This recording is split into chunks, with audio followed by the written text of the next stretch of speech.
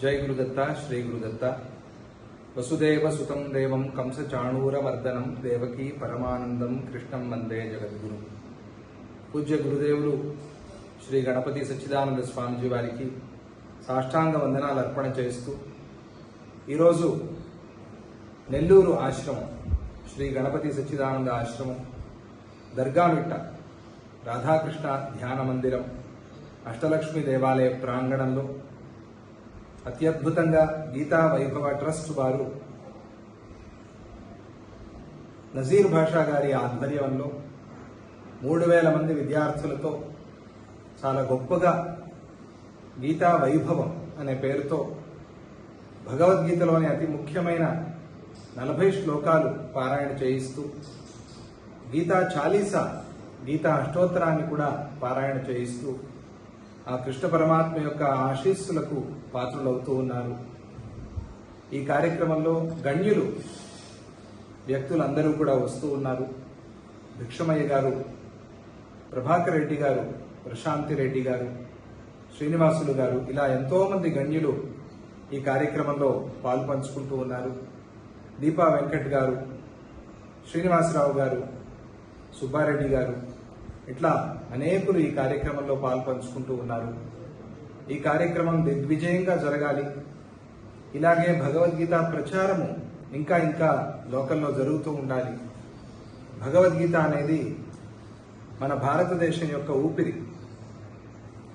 భగవద్గీత అనేది బాగుంటే, భగవద్గీత అనేది నిలిస్తే దేశము సుభిక్షంగా ఉంటుంది, ప్రపంచము శాంతిగా ఉంటుంది। యుద్ధ సమయంలో ఉపదేశం చేసినప్పటికీ కూడా శాంతి స్థాపన కోసం, ధర్మస్థాపన కోసం భగవద్గీత పుట్టిందే తప్ప యుద్ధాలు చేయించడానికి కాదు, యుద్ధాలు మాన్పించడానికి। కానీ మరి అక్కడ యుద్ధం జరిగిందే అని అంటే అది ధర్మస్థాపన కోసం। యదా యదా హి ధర్మస్య గ్లానిర్భవతి భారత అభ్యుత్థానం అధర్మస్య తదాత్మానం సృజామ్యహం పరిత్రాణాయ సాధూనాం వినాశాయ చ దుష్కృతాం ధర్మ సంస్థాపనార్థాయ సంభవామి యుగే యుగే అని భగవంతుడే చెప్పి ఉన్నాడు। ధర్మస్థాపన కోసం, దుష్టుల్ని పరిహారం చేయటం కోసం భగవంతుడు అవతరించి కురుక్షేత్ర యుద్ధాన్ని జరిపించాడు। అదే సమయంలో భగవద్గీతను ఉపదేశం చేశాడు।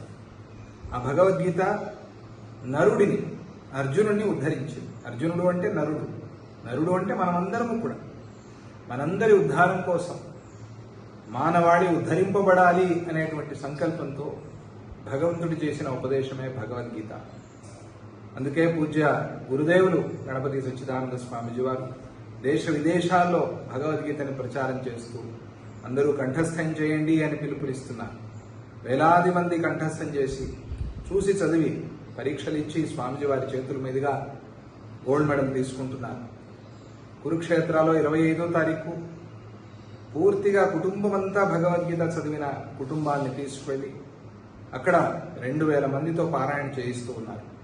భగవద్గీత పారాయణ కురుక్షేత్రంలో ఇలా ఎన్నెన్నో కార్యక్రమాలు। భగవద్గీత నిలిస్తే దేశం నిలుస్తుంది, ప్రపంచం నిలుస్తుంది, ప్రపంచ ప్రజలందరూ కూడా ఆనందంగా ఉంటారు, శాంతిగా ఉంటారు। కనుక పిల్లలు, స్కూల్ పిల్లలు, కాలేజ్ పిల్లలు మీరంతా ఈరోజు వచ్చారు ఈ కార్యక్రమంలో। తప్పకుండా ప్రతిరోజు భగవద్గీత గుర్తు చేసుకోండి, భగవద్గీత చదువుకోండి। భగవద్గీత కించిదధీత గంగా జలలవ కణికాపీత అంటారు శంకర భగవత్పాదాచార్య స్వామి గారు। భగవద్గీతలో కొంచెం మనం చదువుకున్నా చాలు, కొంచెం చెప్పుకున్నా చాలు, కొంచెం అర్థం చేసుకున్నా చాలు, ఆ కొంచెమే మన జీవితాన్ని ఉద్ధరిస్తుంది, ఎంతో మేలు చేస్తుంది।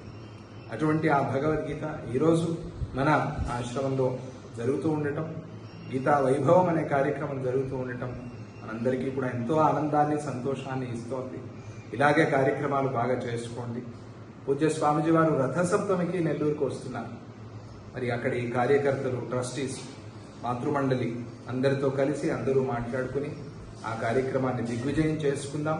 మీకందరికీ కూడా ఆ కృష్ణ పరమాత్మ యొక్క ఆశీస్సులు, పూజ్య గురుదేవులు శ్రీ స్వామిజీ వారి కృప ఆశీస్సులు ఎల్లవేళలా ఉండాలి అని ప్రార్థన చేస్తూ జై గురుదత్త శ్రీ గురుదత్త, జై శ్రీకృష్ణ, జై భగవద్గీత, జై బలో భారత్ మాతా की जय। जय।